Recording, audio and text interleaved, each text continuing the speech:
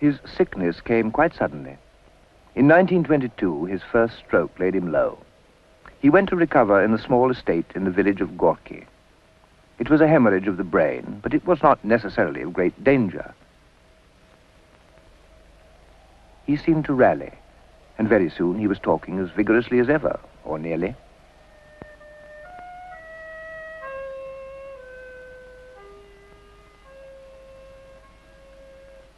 He rested in Gorky with his wife, Krupskaya, relaxed with local children, was visited by the party's Secretary General, the young Joseph Stalin.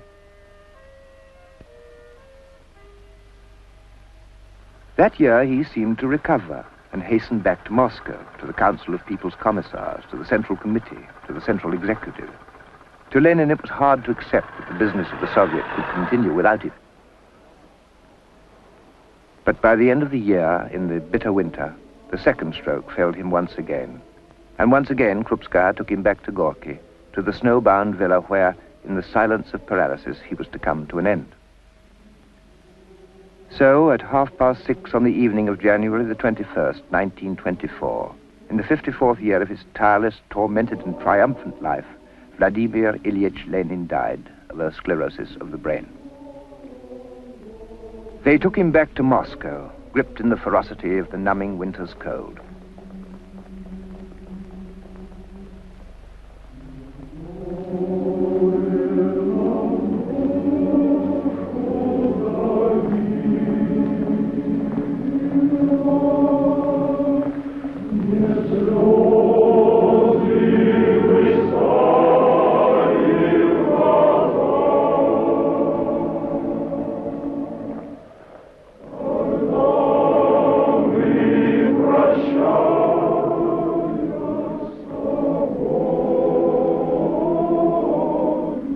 No king, no emperor, no tsar, perhaps no other human being was ever so saluted at his death.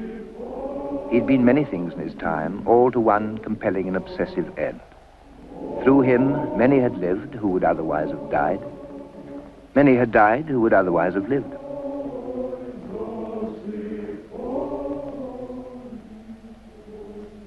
They set what was left of Lenin in the Red Square, and there, in body, he lies to this day.